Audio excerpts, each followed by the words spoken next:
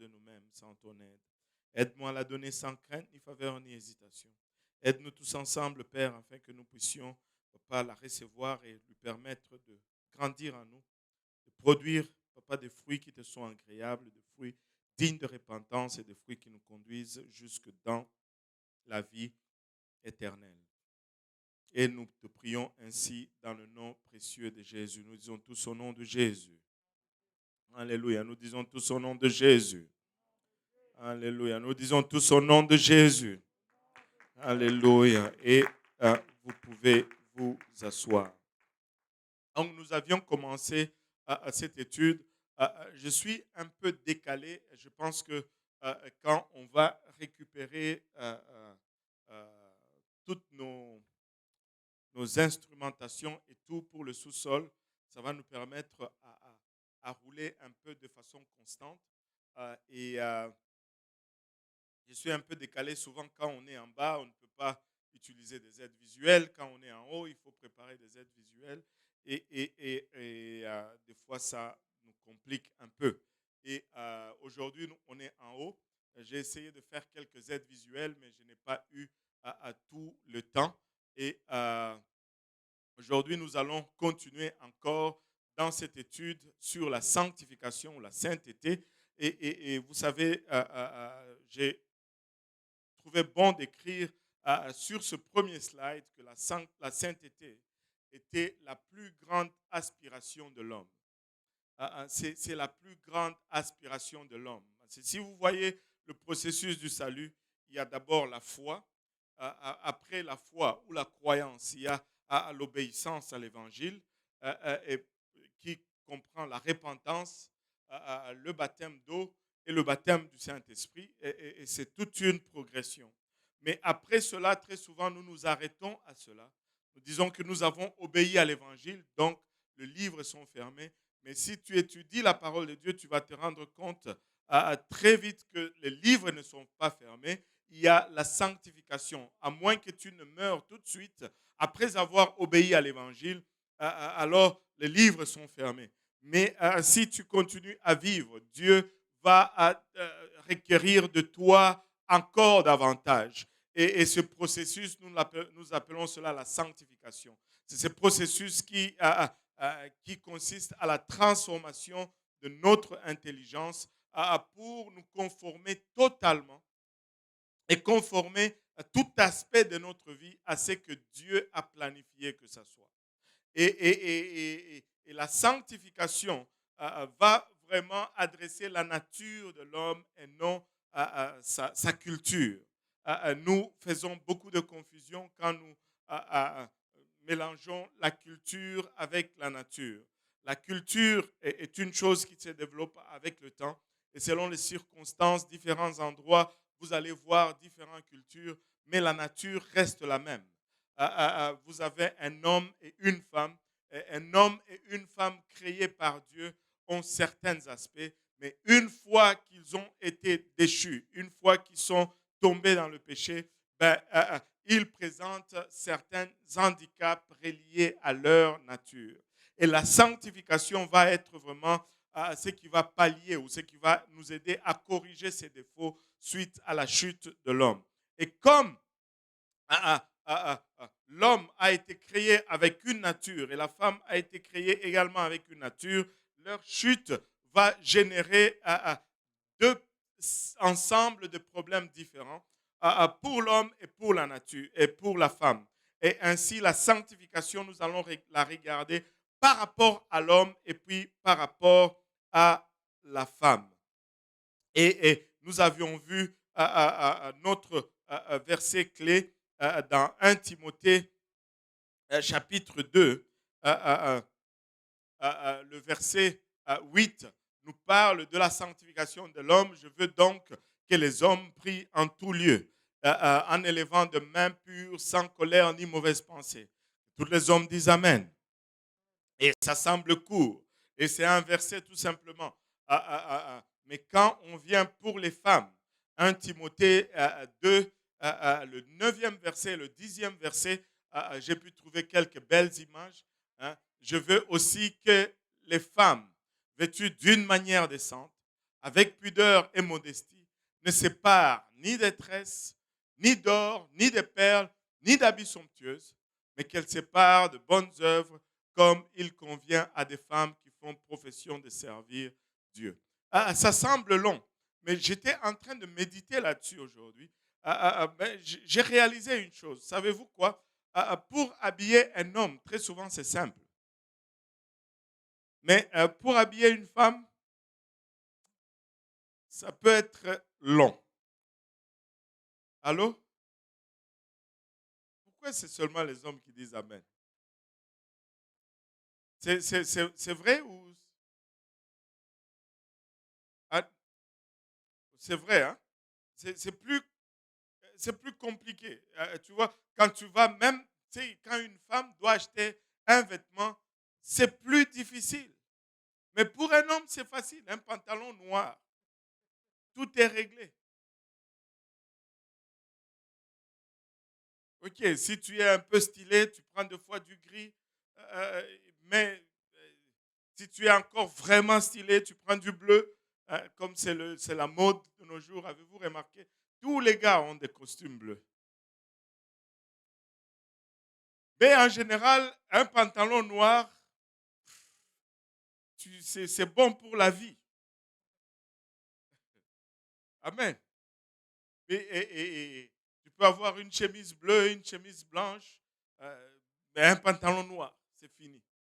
Mais pour la femme, il faut une robe à fleurs, il faut une robe à pois, il faut une robe rayée, il faut une robe à carreaux, il faut une robe unie. Et on ne parle pas encore des jupes et des blouses. Anyway. C'est peut-être pourquoi il y a un peu plus de détails. Mais ça, c'est Paul qui nous a donné ce passage. Et quand vous lisez même le contexte de ce qu'il a donné, le contexte est donné vraiment dans un cadre de l'Église. C'est-à-dire, quand nous sommes dans l'Assemblée, comment la femme doit paraître. Mais Pierre est allé un peu plus loin. Pierre a parlé de la femme, mais non dans l'assemblée, mais plutôt à la maison.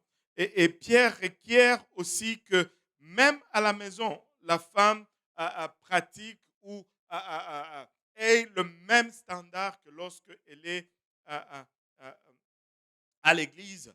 Et Pierre également adresse les hommes dans son passage de 1 Pierre 3, 1 à 5. La Bible nous dit, femmes, soyez de même soumises à vos maris, afin que si quelques-uns n'obéissent point à la parole, ils soient gagnés sans parole par la conduite de leurs femmes, en voyant votre manière de vivre chaste et réservée.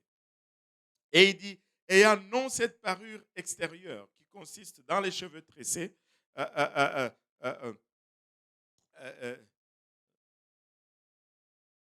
dans les cheveux tressés, les ornements d'or, je pense que c'est le slide suivant. Mes yeux commencent à me lâcher. Les ornements d'or ou les habits qu'on revêt, mais la parure intérieure est cachée dans le cœur, la pureté incorruptible d'un esprit doux et paisible qui est d'un grand prix devant Dieu. Ainsi séparées autrefois les saintes femmes qui espéraient en Dieu, soumises à leur mari. Et on va, aujourd'hui, on va reculer un peu et pour parler de l'habillement de la femme. Vous savez, très souvent, quand nous enseignons sur la sanctification, quand nous enseignons sur la sanctification, nous, pentecôtistes, nous prenons le temps de tout regarder. Et quand nous regardons tout, nous voyons que cette sanctification s'applique dans tous les aspects de la vie, corps, âme et esprit. Juste pour se rappeler ou se rafraîchir, la dernière fois et l'avant-dernière fois, on avait vu comment c'est facile de parler de la sanctification dans l'esprit. Parce que la sanctification dans l'esprit arrive instantanément. La sanctification dans l'esprit arrive lorsque nous recevons le Saint-Esprit. L'esprit que nous recevons, il est saint. Et nous n'avons pas à le sanctifier. Et c'est quelque chose qui est intérieur, qui n'est pas visible. Vous recevrez le Saint-Esprit. Amen. Une puissance survenant sur vous. L'esprit que nous recevons est saint. Donc, il n'y a pas personne, tu ne vas jamais trouver quelqu'un qui argumente sur la sanctification de l'esprit. Amen. Maintenant, la sanctification de l'âme va être progressive. Et très souvent, les gens vont argumenter, mais pas bec et ongle comme la sanctification du corps. La sanctification de l'âme. L'âme, c'est quoi? L'âme, c'est cette dimension dans laquelle nous avons la pensée, les émotions et l'intellect. Et dans cette dimension dans laquelle nous décidons. Et ça prend un enseignement pour sanctifier l'âme. Ça prend que tu sois enseigné, que tu reçoives de l'information et que tu acceptes cette information et que tu la mettes en pratique pour commencer à changer. Je vais vous donner un exemple. J'ai parlé tout à l'heure de quand le Seigneur m'avait touché. J'avais toute une collection de musique Bob Marley. Laissez-moi vous dire ceci, je connaissais toutes les chansons de Bob Marley. Avant même de commencer à parler l'anglais. Alléluia. Et je pouvais les chanter presque toutes. Et je pouvais te distinguer ou te différencier les différentes versions. Ça, c'était le concert pour l'anniversaire de l'indépendance du Zimbabwe. Ça, c'était lorsque il était en arrière de sa maison, il était sous un manguier et il a fumé tellement de chanvre et il a écrit cette chanson. Ça, c'était à l'époque de tel concert à Londres. Et je les avais toutes. Mais quand je suis venu à Dieu, toutes ces chansons ne se sont pas effacées instantanément de mon esprit. J'ai d'abord arrêté à les écouter. Je les ai brûlés. Des fois, il faut les mettre à une place où tu ne peux pas retourner. Oh, Dieu me dit de me débarrasser de ça. Je mets juste au-dessus de l'armoire. Tu vas retourner chercher cela. Jette. Mais ça m'a coûté. C'est fini. Tu ne vas jamais. Jette. Parce que tu ne peux pas. Oh, pasteur, j'ai mes pantalons. Est-ce que je peux les donner au moins à quelqu'un d'autre? C'est empoisonné. Est-ce que si tu sais que la nourriture n'est pas bonne, toi tu ne veux pas la manger, tu vas aller la donner à quelqu'un d'autre? Allô? Non, tu jettes. Amen. Donc, ça m'a pris du temps à ne plus écouter ces chansons pour que mon âme commence à être purifiée de ces choses. Et laissez-moi vous dire, d'où la nécessité de la sanctification. Si tu ne te sanctifies pas, tu vas pécher encore. Tu vas pécher encore. Et je me rappelle, peut-être quelques mois, tu sais, au début, c'était un peu fréquent. Tu vas être même pendant la prière, tu pries. Et puis, tu vois, des fois, tu vas prier, et puis ça dévie. Tu ne sais pas comment tu te retrouves ailleurs dans la prière. Et là, tu étais en plein milieu de prière et tu entends seulement toutoum, toutoum, toutoum. Et c'est quoi ça? Et Seigneur, je te réprime. Et là, tu dois revenir. Et plus tu es au début de ta marche avec Dieu, plus tu as des moments comme ça. Mais plus tu avances, plus tu changes ce que tu donnes comme nourriture à ton âme, plus les réflexes deviennent autres. Même tes réflexes deviennent sains. Je me rappelle un jour, je suis sorti avec mon frère, le frère Mutombo. Je ne sais plus avec qui on était. On est allé manger. On est allé au restaurant Portugal.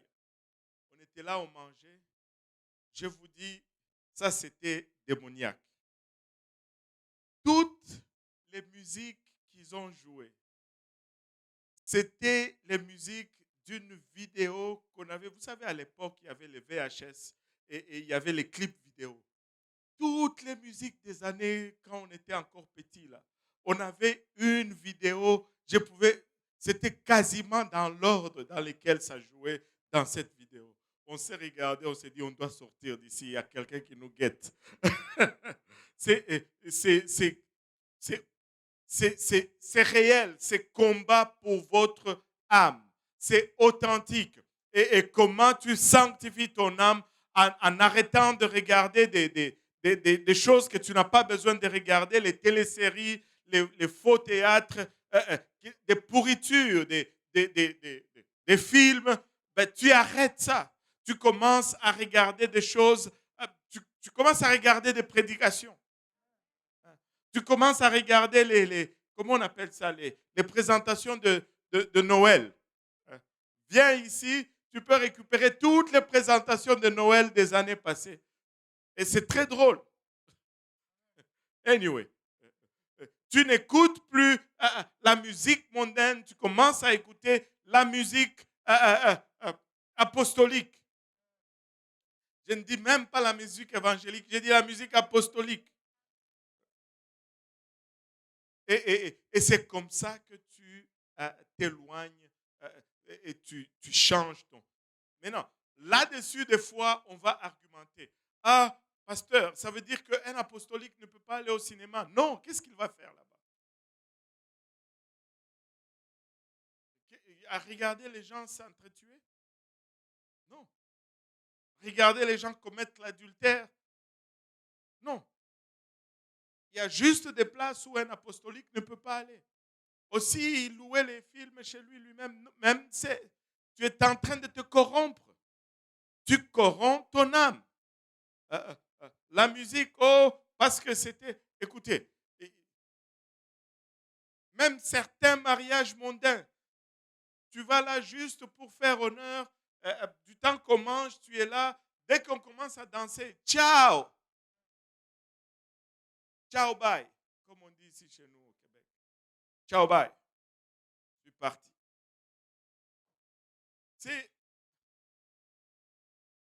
On peut avoir du plaisir tout en étant agréable à Dieu. Allô? Oh Seigneur Jésus. On dirait que très souvent, on va être apostolique tout le long. Mais quand vient le mariage, oh mon Dieu, on dirait que les apostoliques rétrogradent ces jours-là. Tu commences à voir des robes, tu te dis, Maman Nangai,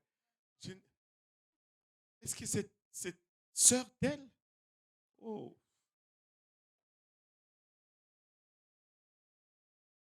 Anyway. Je dois retourner dans mes notes parce que là, je suis un peu off. Alléluia.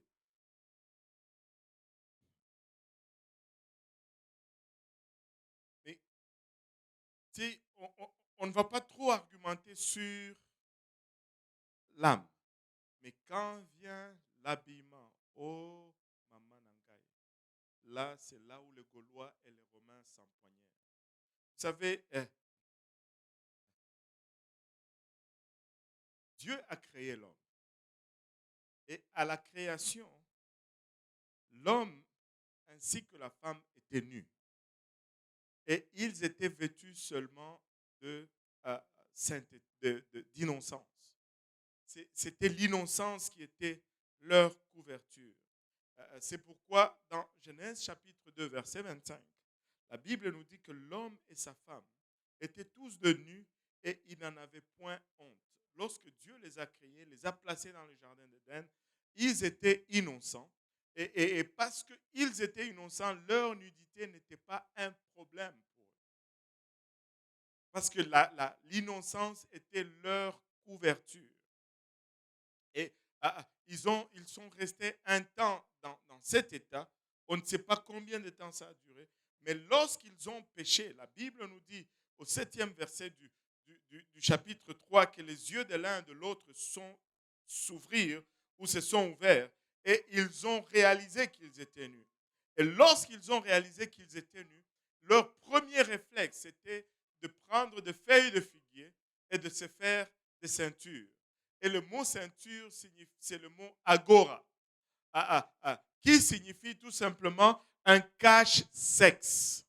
Juste un truc qui couvre la région pubique et la région des reins. Ça, c'était la conception de se couvrir pour l'homme. Quand il a vu qu'il était nu, ce qu'il a fait, c'est fini. Et il pensait qu'il était correct.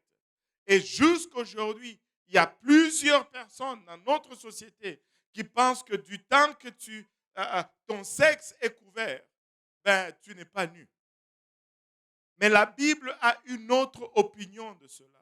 Et non seulement c'est une opinion biblique, mais nous pouvons le constater par la réaction de l'homme. Et non, même pas, Dieu n'a pas dit un mot. Amen. Dieu n'a pas dit un mot. Quand l'homme a entendu Dieu qui venait, bien qu'il était couvert, la Bible nous dit qu'il est allé se cacher. Et là, Dieu demande, mais Adam, où es-tu? Il dit que j'ai entendu ta voix et je suis allé me cacher parce que j'étais nu. Alors qu'il avait déjà une couverture, selon Genèse 3:7. Mais quand la présence de Dieu est arrivée, il a senti qu'il était nu et il est allé se cacher. Pourquoi cela? Parce qu'il s'était vêtu selon le standard de l'homme, selon son standard, selon sa conception. Mais quand Dieu est venu, quand Dieu est apparu, cela n'a pas tenu. Ça a pris qu'il s'appuie sur la conception de Dieu. Et Dieu, dans le même chapitre, le 21e verset, la Bible nous dit que l'Éternel Dieu fit à Adam et à sa femme des habits de peau et il les en revêtit. Vous savez, l'homme a fait une tentative de carrière dans la couture, mais il a échoué tout de suite et Dieu a été le premier bon et meilleur couturier et il leur a fait ce que la Bible appelle cutonnette et c'était ça un peu l'apparence. Cutonnette, c'est un manteau qui couvre le corps de l'homme depuis le cou jusqu'en bas de genoux et qui a des manches. Allô? Qui a des manches. Ça couvre des épaules jusqu'en bas de genoux et qui a des manches. Et la Bible appelle cela cutonnette. Ça, c'est un vêtement selon le concept de Dieu. Amen. Un vêtement selon le concept de Dieu. Il en a fait un pour l'homme, bang, et il en a fait un autre pour l'homme, bang. Et au commencement, et l'homme et la femme portaient des robes. Allô? Les deux portaient des robes. Imaginez-vous un peu. Aujourd'hui, chérie, je veux sortir. Est-ce que je peux emprunter un peu ta robe? Non, c'est pas ça. Parce que bien que les deux portaient de robes, ces deux robes étaient distinctes dans la façon de le porter et dans la façon de leur taille. On peut bien faire la différence entre un homme et une femme, bien qu'ils portent des robes. Allô? Allô? Alléluia. Amen. La distinction était dans la manière de porter et dans son apparence. Il y en a certains qui disent que même dans les couleurs, c'était différent. Vous savez, c'est un débat intense. Il y a une époque où on disait, si tu portes le rose, c'est une couleur de femme. Allô? Comme les choses ont changé aujourd'hui. Aujourd'hui, tu vois même des... J'étais une fois, je me rappelle vividement, c'était en 2011, lors de mon premier voyage au Congo. On sortait de la maison, on a vu un homme habillé, Pasteur Serge, avec un complet costume rose. Et là, il nous a salué, Jambueno, Jambusa. Et on m'a introduit, c'est Pasteur tel. J'ai failli, j'ai failli tomber, mais bon, rose. Et certains disent que même dans les couleurs, il y a certaines choses qui sont dans notre instinct, on peut le dire, parce que c'est dans notre nature. Je me rappelle, mes enfants, on ne les avait jamais rien enseigné là-dessus. Je pense que c'est Jonathan. Quand il était petit, si tu lui donnais une cuillère, même s'il y avait une cuillère là, ou une fourchette, s'il y avait des motifs comme des fleurs, il ne mangeait pas avec. Il était petit. C'était un enfant, il n'avait même pas 1 an. Il disait non, il y a des fleurs, c'est pour les femmes. Et ça prend une cuillère, pas de fleurs. Ce sont des choses qui sont un peu dans notre nature. Maintenant, Dieu est intéressé dans notre apparence. Et maintenant, quand nous voulons adresser cela très souvent, c'est que nous allons avoir comme réaction dans le monde. Le monde va souvent citer 1 Samuel 16, 7. 1 Samuel 16, 7 nous dit, et l'Éternel dit à Samuel, ne prends point garde à son apparence et à la hauteur de sa taille, car je l'ai rejeté. L'Éternel ne considère pas ce que l'homme considère. L'homme regarde à ce qui frappe les yeux. Je pense que le slide juste avant celui-ci. L'homme regarde à ce qui frappe les yeux, mais l'Éternel regarde au cœur. Et là,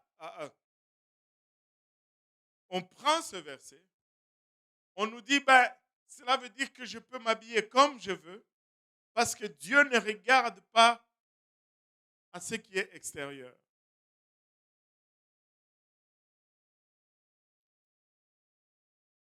Ce n'est pas ce que ce verset dit. C'est que ce verset est en train de nous dire ceci. Que l'homme ne peut pas regarder plus loin que l'extérieur. Qui est cet homme qui peut lire le cœur de quelqu'un d'autre? Allô? Non seulement l'homme est limité à l'apparence extérieure, et même ça devait être l'effet contraire. Si l'homme est limité à l'apparence extérieure, c'est de notre responsabilité de faire tout que ce qui est dans le cœur puisse être reflété à l'extérieur afin que l'homme puisse le voir, parce que l'homme ne peut voir ce qu'il y a à l'intérieur. Si je veux que l'homme voie l'œuvre de Dieu qui est à l'intérieur, il faut que je l'expose absolument à l'extérieur. Si cela n'est pas exposé, l'homme ne peut le voir. L'homme ne peut le voir.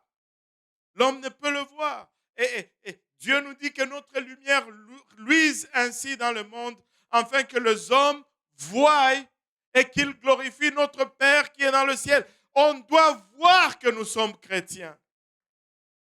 Nous ne marchons pas en disant, je suis chrétien, je suis chrétien, je suis chrétien. Non, non, non. Tout comme nous ne marchons pas en disant, je suis un homme, je suis un homme, je suis un homme. Non, non, non. On s'habille juste. Et je veux que quand j'arrive quelque part, qu'il n'y ait pas de doute si je suis un homme ou je suis une femme. Allô?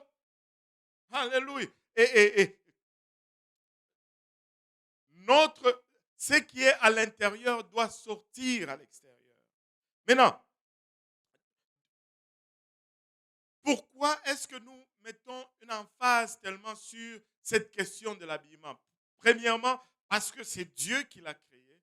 Deuxièmement, l'habillement a été donné selon la nature. Une femme peinte, un homme peint. Et Dieu demande expressément dans sa parole qu'on ne mélange pas les deux. Regardez, Deutéronome 22, 5 nous dit, une femme ne portera point un habillement d'homme et un homme ne mettra point de vêtements de femme, car quiconque fait ces choses est en abomination à l'Éternel, ton Dieu. Wow. Wow. J'ai sorti la version Martin. La version Martin nous dit, la femme ne portera point l'habit d'un homme, ni l'homme ne se vêtira point d'un habit de femme. Car quiconque fait de telles choses est en abomination à l'Éternel, ton Dieu.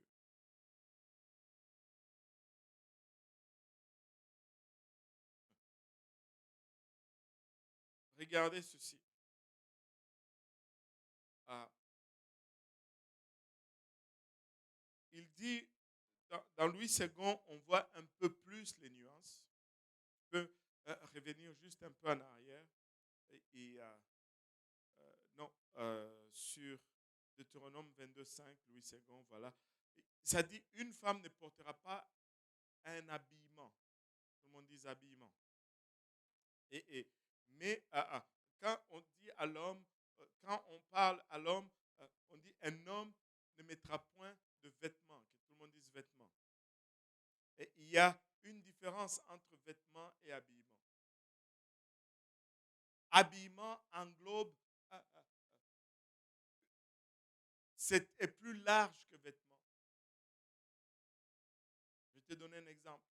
Un chapeau peut faire partir de ton habillement. Mais un chapeau n'est pas un vêtement. Allô? Le vêtement, c'est ça. Mais l'habillement, c'est tout ce que tu portes qui tend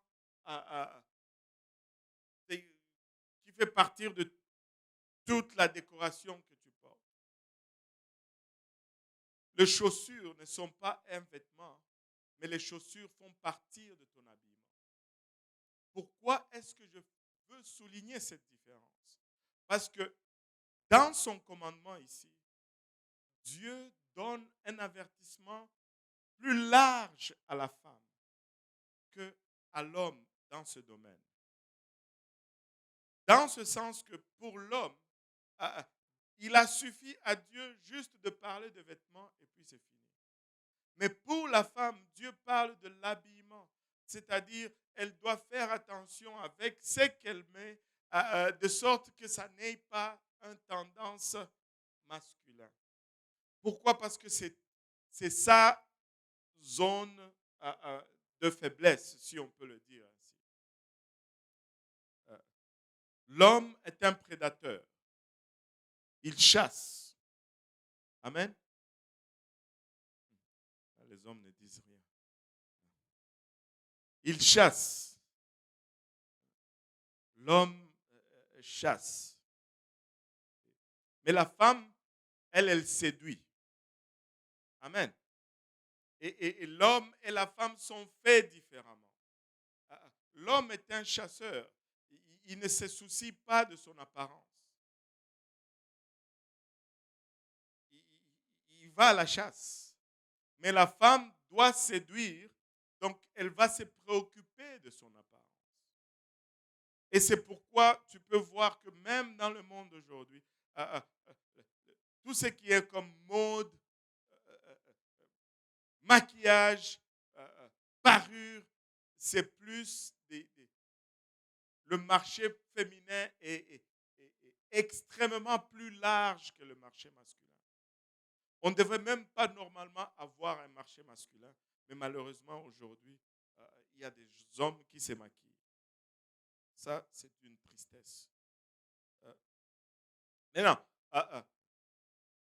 Dieu dit que l'homme ne doit pas porter le vêtement de la femme, mais que la femme ne doit même ne s'habille pas comme un homme.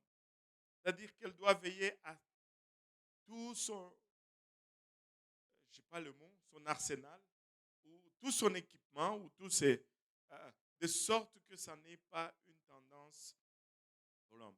Maintenant, la question qui est sur la lèvre de tout le monde aujourd'hui, c'est, de nos jours, ce sont les pantalons. Oh, Maman Nangaï, on s'est battu beaucoup sur ça. alors que c'est une bataille qui n'a pas lieu d'être. Maintenant, euh, je veux juste introduire ce sujet avec euh, une question. Euh, Quel est le jour le plus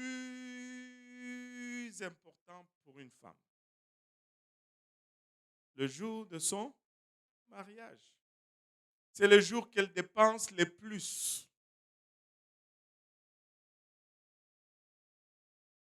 C'est le jour, tu sais, elle va porter la robe. Oh, maman, elle va porter, elle va porter la robe la plus chère.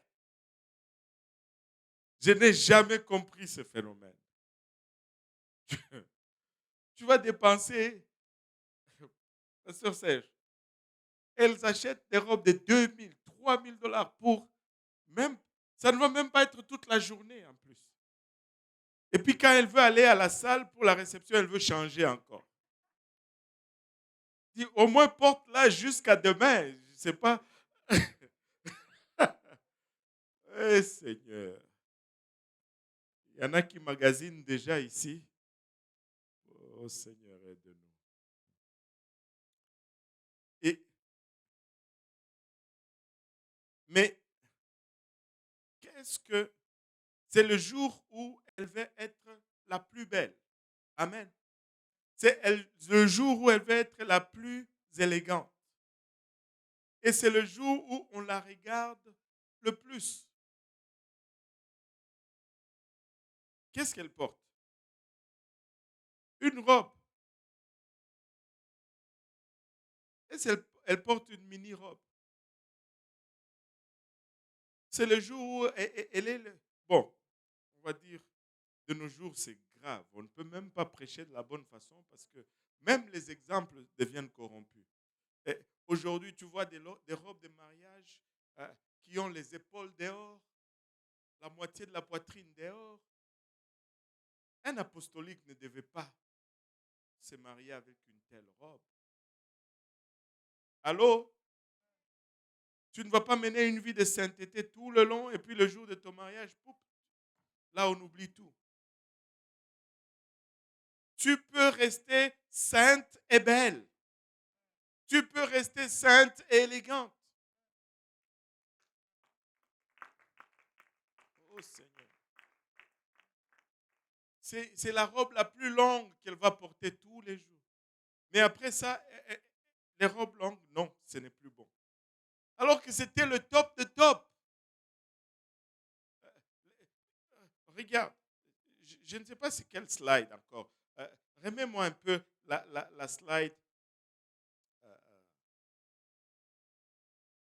Je pense que c'est 1, 2, 3, 4, 5. C'est la sixième slide. C'est la sixième slide. Regarde, n'est-ce pas de toute beauté? C'est simple, c'est élégant, c'est classe, c'est...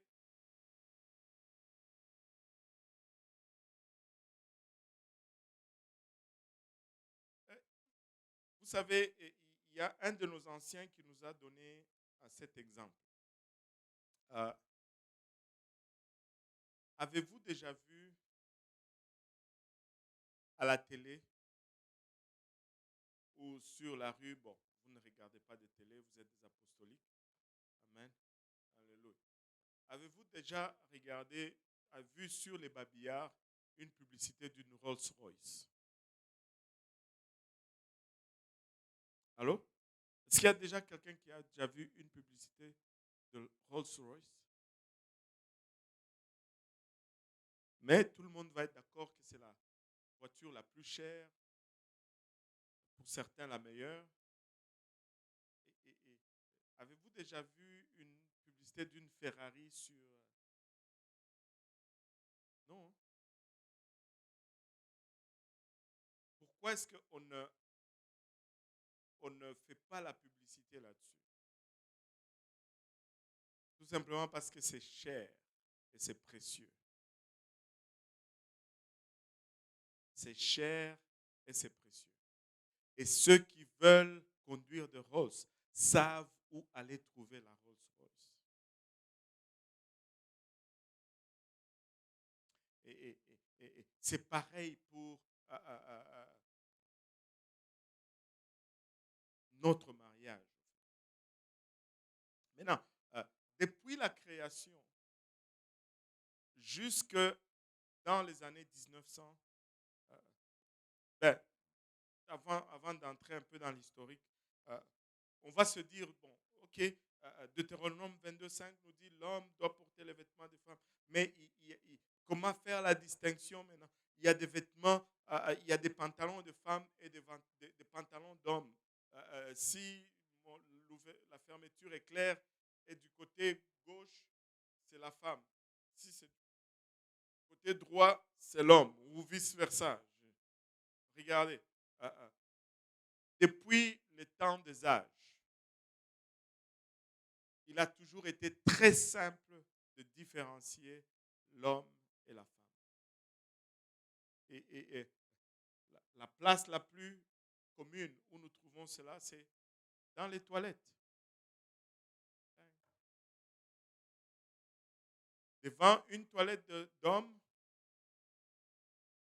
on met un bonhomme en pantalon.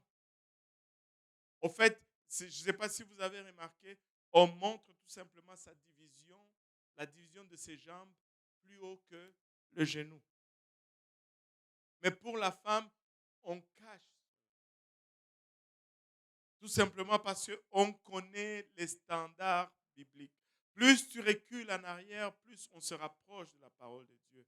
Et cette parole demandait expressement à la femme de ne pas montrer ses parties, enfin la division de ses jambes entre plus haut que ses genoux. Et depuis la création de l'homme jusque dans les années 1900, la femme n'a jamais porté de pantalon. C'est étonnant que même dans nos lois, je n'ai pas eu le temps de sortir l'article, j'ai 2 ou 3 articles dans mon ordinateur qui parlent de comment c'est seulement en 2007 ou en 2017, je ne me rappelle plus, où que en France, ils ont finalement révisé leur constitution parce que selon leur loi, une femme qui portait un pantalon ne pouvait pas rentrer dans la ville de Paris. C'était une connaissance populaire, une connaissance générale que le pantalon est un vêtement d'homme et que la robe ou la jupe est un vêtement de femme. Ce n'est qu'à suite à la guerre, quand il y a eu la guerre et qu'il y a eu une baisse de population parmi les hommes, qu'on a été obligé de sortir les femmes du foyer pour le faire travailler dans les usines. Et avec l'ère de l'industrialisation, que la femme a été forcée, pour ne pas dire amenée à porter un pantalon pour être à mesure de fonctionner dans les usines à cause de la sécurité. Mais si tu regardes avant 1900, il n'y a pas de femmes qui portaient de pantalon. Le pantalon était exclusivement un vêtement d'homme. Maintenant, d'où nous vient que le pantalon soit exclusivement un vêtement d'homme? Parce qu'au départ, Dieu avait créé, plutôt avait fait et pour l'homme et pour la femme des robes. Mais d'où est-ce que ça nous est venu que le pantalon est devenu un vêtement d'homme? Il y avait quelque chose que, d'abord, les 2 robes étaient différentes dans leur apparence, dans leur coupe et dans la façon de porter. Il y avait quelque chose que l'homme pouvait faire avec son vêtement que la femme n'était pas autorisée à faire et que cela était aussi également considéré comme une abomination. Un homme pouvait ceindre ses reins et une femme ne pouvait pas ceindre ses reins. C'est quoi ceindre le rein? J'ai une image là-dessus. Un homme, dans le temps, quand il travaillait dans le champ, il pouvait, pour être à l'aise ou avoir le mouvement de ses jambes, il pouvait aller en avant. Il le faisait de deux façons. Il pouvait monter sa robe, prendre le tas, le passer par-dessus, entre ses jambes. Il pouvait le prendre de l'arrière et le ramener en avant et le rentrer dans la ceinture. On appelait cela se ceindre le rein. Se ceindre le rein. Un homme pouvait se ceindre le rein, mais une femme ne pouvait pas se ceindre le rein. Se ceindre le rein était un caractère typiquement masculin.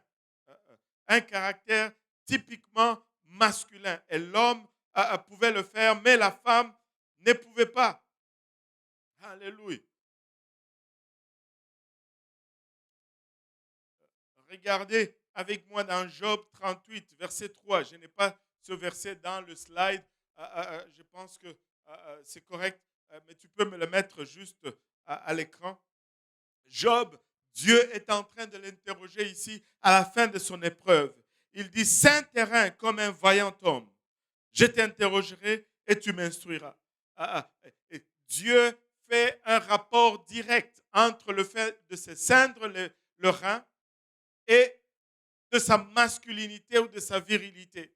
Si tu es un homme, ceins-toi le rein et on va voir si tu vas être à mesure de répondre à mes questions.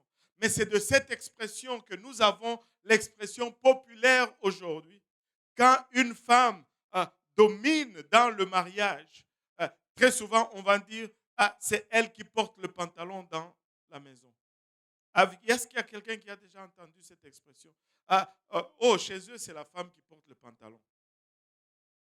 Quand on dit cela, qu'est-ce que cela signifie? Cela signifie tout simplement que la femme a pris la place de l'homme. Et on associe la place de l'homme avec l'accoutrement de l'homme qui est un pantalon. Alors ne venez pas me dire par la suite qu'il y a un pantalon de femme, sinon on devrait dire que cette femme a porté un pantalon avec le zipper à gauche ou à droite ou vice-versa. Le pantalon est un habillement d'homme, ce n'est pas un habillement de femme. Une femme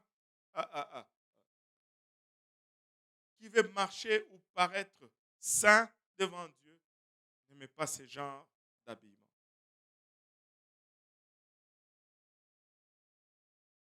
Maintenant, on a toujours dit ceci et j'ai entendu ces critiques encore et encore et encore et c'est très désolant. Dans ce sens qu'on dit, vous, même là, dans votre église, là, les femmes portent des jupes. Les jupes sont tellement très longues qu'elles balayent toute la rue en marchant. Mais si on voit ce qu'elles font, ce sont toutes des hypocrites.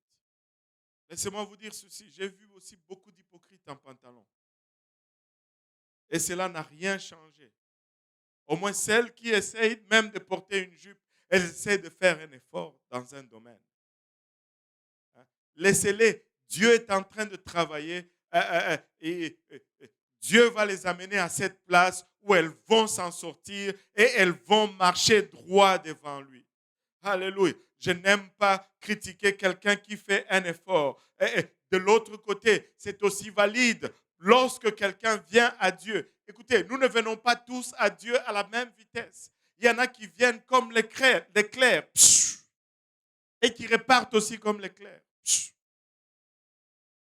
Mais il y en a qui viennent lentement et qui restent. Si quelqu'un, alléluia, n'est pas encore arrivé à cette place, laissez la personne venir. On n'interdit personne d'entrer dans cette église avec les pantalons.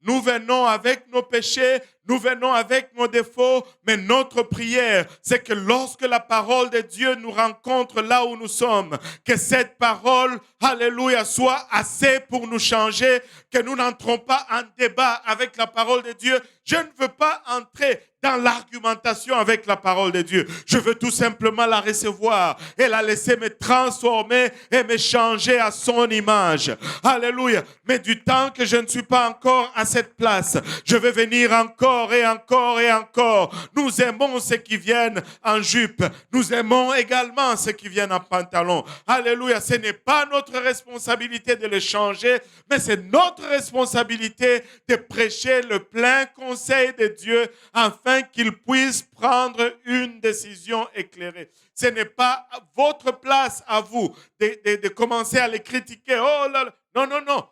Vous aussi, nous tous, nous sommes arrivés de la même façon. Nous tous, nous sommes arrivés de la même façon. Dieu nous a fait grâce. Dieu va leur faire grâce aussi. Allô? Alléluia. Et nous partageons ceci du point de vue de la compassion, du point de vue de l'amour, non d'un point de vue légalistique. J'ai déjà vu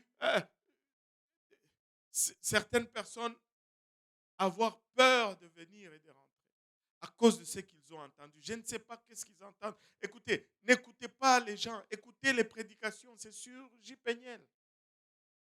C'est sur J. Péniel.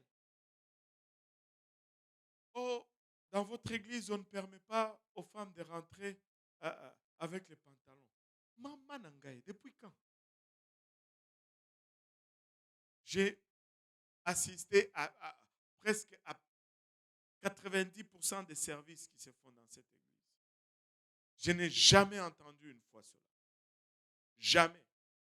Mais oh, que j'ai entendu, alléluia, que mon apparence, mon habillement doit être également agréable à Dieu. Quand Dieu me sauve, il me change. Quand Dieu me sauve, il me délivre même de ces choses-là. Alléluia.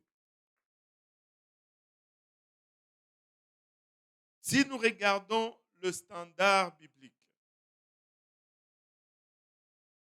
un habillement de femme qui montre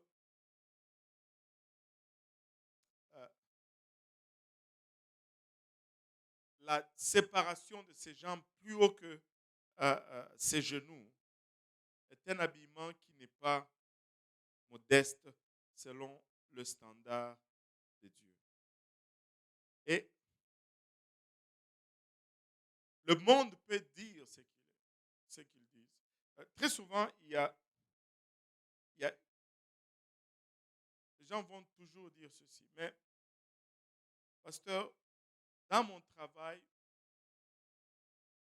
je suis obligé de mettre un pantalon. Bon.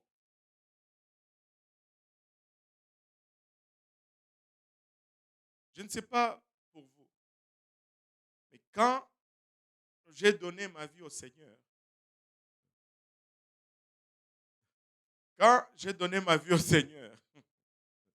je ne sais pas pour vous, quand j'ai donné ma vie au Seigneur, je lui ai fait confiance avec tout aspect de ma vie. Que ce soit la vie ici, dans ce monde, aussi bien que la vie au-delà de ce monde. Et tout ce que j'ai, c'est par la grâce de Dieu. Et si j'ai quelque chose qui ne lui est pas agréable, je vais me départir de cela. Et j'ai cette ferme assurance qu'il va me donner mieux que cela. J'ai vu une image aujourd'hui, malheureusement, je n'ai pas eu le temps de copier cela et de vous montrer cela. Vous savez, ces images qu'on montre, il y avait une petite fille qui jouait avec un toutou, un ours, et puis il y avait une personne qui représentait Jésus, qui était là, hein, un genou à terre, et qui demandait à la petite fille de lui donner le toutou qu'elle avait en main. Et il s'était dit ceci au-dessus de cette image. Quand Dieu te demande quelque chose, il a quelque chose de mieux pour te donner en remplacement. Je ne sais pas s'il y en a qui ont vu cette image-là. Et en arrière, il y avait un gros toutou, 2-3 fois plus gros que le petit toutou minable que la petite fille avait dans les mains. Dieu a toujours mieux. Quand on regarde ce que Dieu nous donne, on réalise très vite que ce qu'on avait était tellement minable, tellement... et là, quand Dieu me donne quelque chose, ça va être agréable à lui. Regardez ceci. Je n'ai pas peur de mettre sur la table quelque chose lorsque Dieu me le demande. Parce que jusque-là, il n'a jamais failli. Il n'a jamais failli. C'est un travail. Oui, j'ai laissé un travail à cause de Dieu. Et laissez-moi vous dire, je suis mieux financièrement aujourd'hui avec Dieu sans ce travail-là que je l'étais avec ce travail.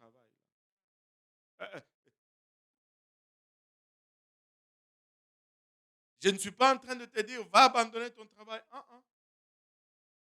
Je suis en train de te dire, fais de Dieu ta priorité. Fais de Dieu ta priorité. Ce n'est pas pour un pantalon ou pour pas un pantalon que Dieu va manquer de me bénir. Si le travail ne veut pas de moi à cause de mes standards, alors ce travail n'est pas digne de moi. Je vais aller regarder ailleurs. Savez-vous que j'étais choqué? Savez-vous que dans les banques, il y a un code d'habillement dans les banques. Tu ne peux pas travailler à la banque si tu ne respectes pas un tel code d'habillement. Et nous voulons aller au ciel sans respecter le code d'habillement de Dieu. Waouh! Impressionnant comment l'homme peut réfléchir. Laissez-moi vous dire ceci. Mets Dieu en priorité. Mets Dieu en priorité. Et je peux vous donner des exemples et des exemples de gens qui se sont tenus pour Dieu, qui sont parmi nous ici aujourd'hui, qui se sont tenus pour Dieu et Dieu a honoré leur sacrifice. Je ne veux jamais, alors jamais, anyway, le temps nous manque. Je voulais qu'on ait un peu de temps pour les questions aujourd'hui, mais si Dieu dit que c'est un vêtement d'homme, ne le mets pas. Si Dieu dit que c'est un vêtement de femme, ne le mets pas, point final. Et ce que ça te fait manquer, Dieu va pourvoir pour cela. Alléluia. Oh, je suis infirmière et là, à l'hôpital, on m'exige. C'est même pas vrai ça. Une infirmière n'est pas obligée de porter un pantalon. Ma femme l'était. Et elle a travaillé tout le long avec des jupes pour infirmières, des jupes de standard de sainteté. Allô? Oh, je travaille dans la police. Ben, déjà, je ne sais pas. On va me traiter de toute affaire de mots là, mais au point où nous en sommes, nous sommes déjà brûlés, n'est-ce pas? Nous sommes déjà brûlés. Un de plus ou un de moins. Toi, une femme, qu'est-ce que tu fais dans la police? Il va y avoir des bandits là-bas, tu vas aller pour te battre avec eux? En tout cas, je ne sais pas. Des fois, il manque juste, il faut juste être conséquent. Allô?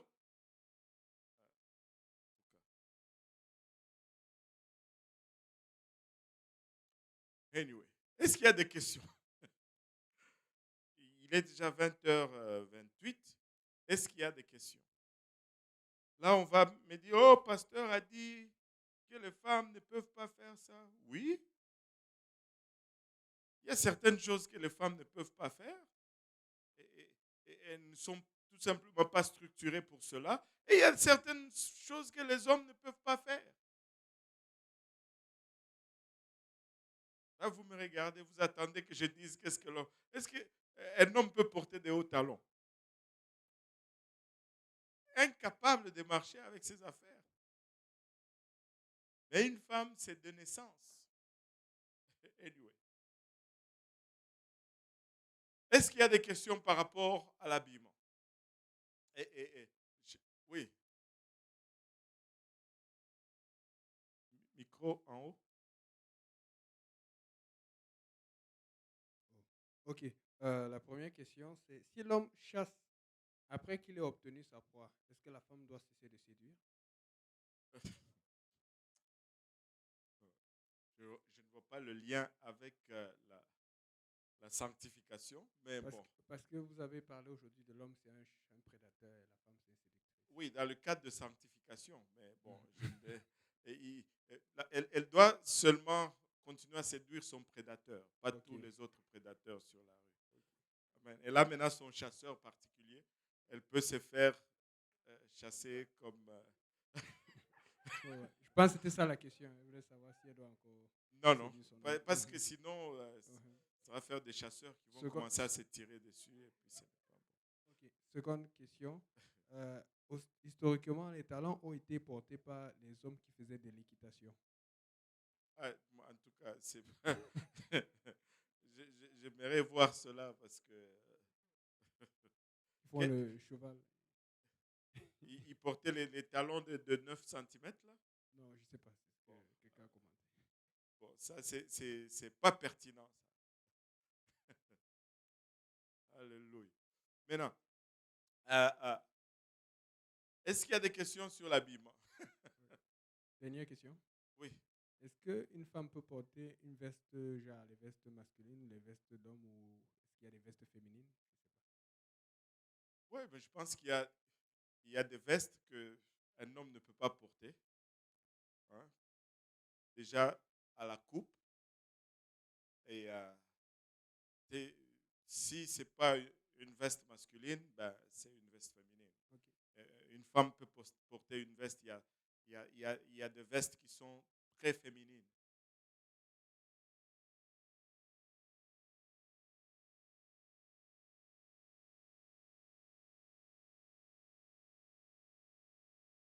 Est-ce qu'il y a des questions? Ouais, le frère Brunel, comme. Ok.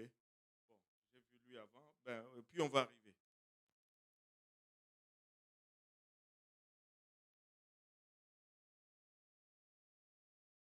Mhm. Oui.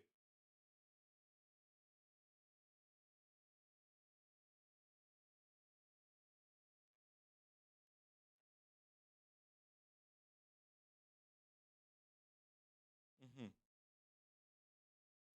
Ben, c'est très simple. Pierre est en train de dire que ce qui embellit, il dit seulement, sa question était dans Pierre, 2 Pierre, euh, 1 Pierre 3, 5, quand il dit que ben,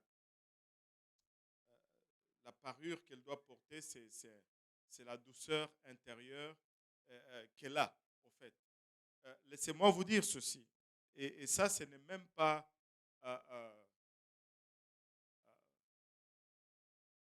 ce n'est même pas, même dans notre instant.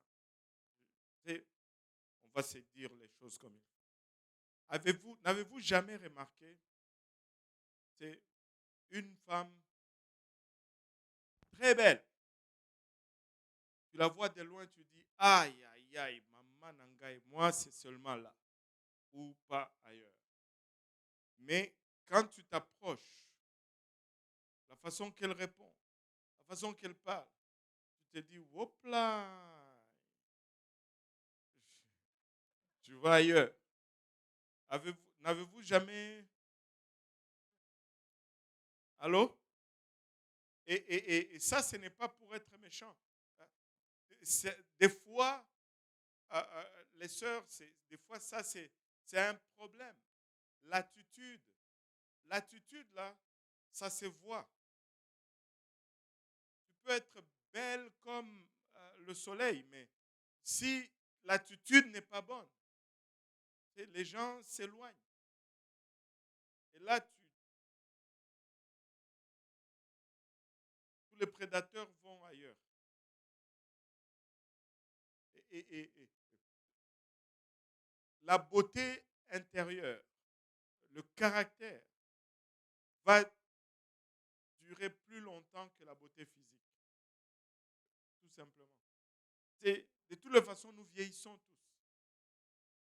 Avant que je ne connaisse ma femme, j'avais les cheveux sur toute la tête.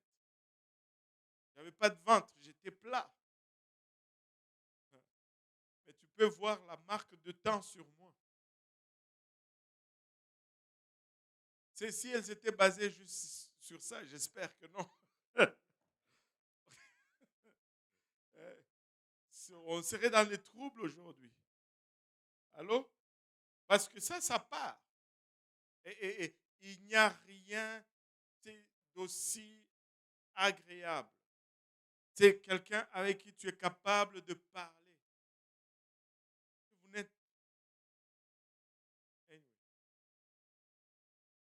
Anyway. Ça a plus de valeur, c'est là, que tout le crémage,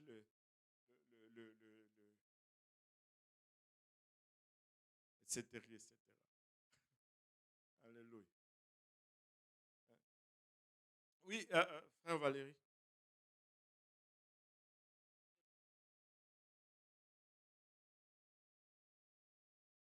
Mhm,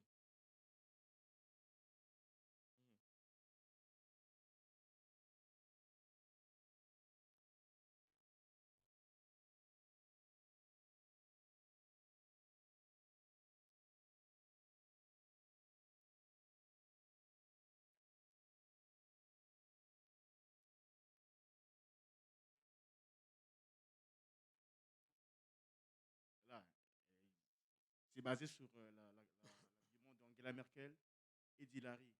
Mais s'habille en veste, mais le pantalon, ça ne sert pas, donc fait que c'est correct. Donc, que dire par rapport à ça? Moi, j'ai déjà mon avis tranché. Ben, regarde. Dieu dit que le pantalon est un vêtement d'homme. Mais Dieu ne nous dit pas que la veste est un vêtement d'homme. Amen. Maintenant, quand une femme met une veste avec une jupe, et ça, c'est vraiment, ça se résume à ça. On le met à 2 kilomètres là. Tu peux mettre une veste avec un pantalon et une veste avec une jupe. Parce que le point, c'est la séparation. C'est tout. Maintenant, oui, le vêtement doit être ample. Pourquoi? Parce qu'on ne veut pas que ça montre tout les,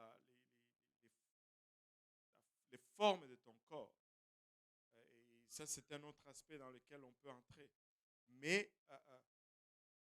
ce n'est pas ça. Ce n'est pas que quand le vêtement est ample, ça élimine, ça couvre pour le pantalon. Il n'y a aucune place dans la Bible où tu peux faire cette substitution. Et quand il dit c'est ceindre le rein, c'est-à-dire ça. Il peut être ample comme il veut, mais si c'est un vêtement qui est saint au rein, c'est-à-dire, euh, tu sais, un pantalon, c'est saint au rein. Je, je, je ne sais pas si c'est juste moi, mais bon, si c'est juste moi, accorde-moi au moins cela. Tu sais comment on appelle ça en Swahili? Ça s'appelle Rizani. Ça me rappelle le rein. Le pantalon est sain au rein. Ça, c'est pourquoi on appelle ça pantalon. Si c'est sain au rein, ça devient pantalon. Et si c'est sain au rein, Dieu dit c'est un signe masculin. Point final. Je ne sais pas si je dois les appeler mes amis, mais les Écossais, Ouais. avec leur fameux kilt. Kilt. Ouais. Ouais, ouais. Ce n'est pas un habillement. Comme on a vu tout au début, et l'homme et la femme portaient des manteaux au début. Mais non.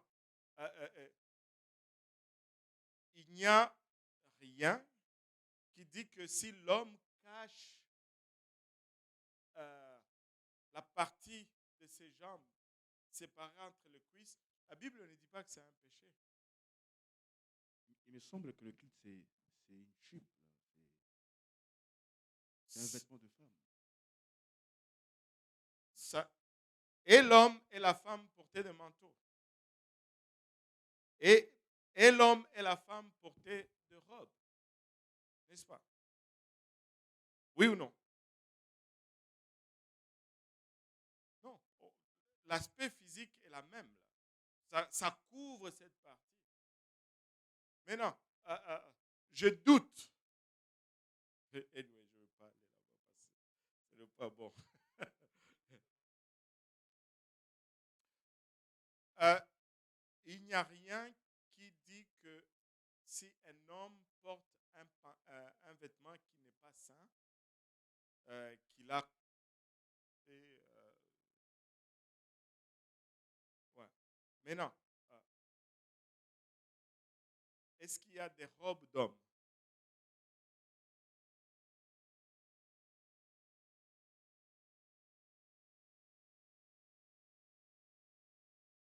Tu sais, moi, c'est quand tu regardes un Écossais qui porte le kilt, là, et que tu regardes un Hébreu qui.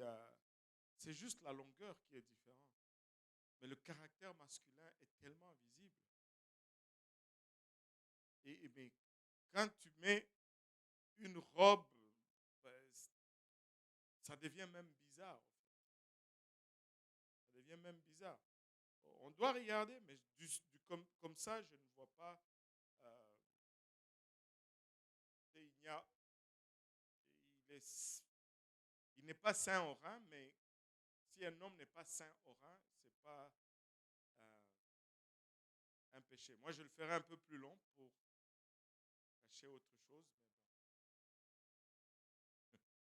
Est-ce qu'il y a d'autres questions?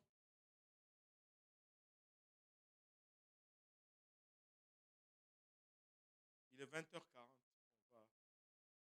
On va arrêter. On va parler des parures le mercredi prochain et espérons que à un moment donné, on va lever le couvre-feu pour qu'on puisse avoir un peu à plus de temps. On va parler de maquillage et des bijoux la semaine prochaine. Et, et, et on peut éventuellement passer à une autre doctrine dans l'histoire de l'Église. Mais la sanctification est essentielle. Et nous ne pouvons pas aspirer au salut si nous ne nous sanctifions pas. Pas de sanctification et pas de salut. Nous allons parler des parures et nous allons revenir un peu aux cheveux. Nous allons voir un aspect particulier en ce qui concerne les cheveux de la femme et de l'homme. Amen. Alléluia. On va se lever donc tous ensemble et on va essayer de décoller le plus rapidement possible. Alléluia.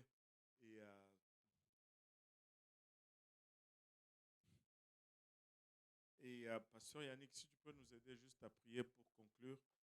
Et il y a un micro là.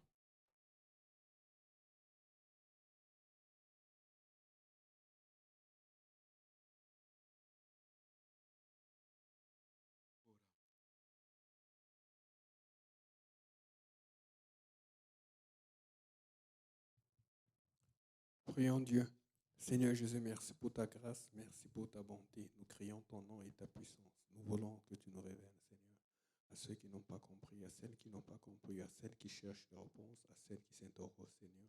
Nous voulons être proches de toi, Seigneur, mais nous ne savons pas quoi faire. Des fois, nous savons quoi faire, mais nous n'avons pas la force de le faire. Seigneur, je t'en supplie, répands de ton esprit ici dans cette église, répands ton esprit partout ailleurs où nous sommes suivis, où cette étude, où cet enseignement va être suivi, Seigneur, et que nous y allions de bon cœur vers toi, avec la soif et le désir de te connaître, et non avec la rébellion ou l'envie de discuter. Nous prions pour que ta main soit sur nous, que tu ouvres nos cœurs et que tu le transperces par la vérité. Que tout le monde dise au nom de Jésus. Amen.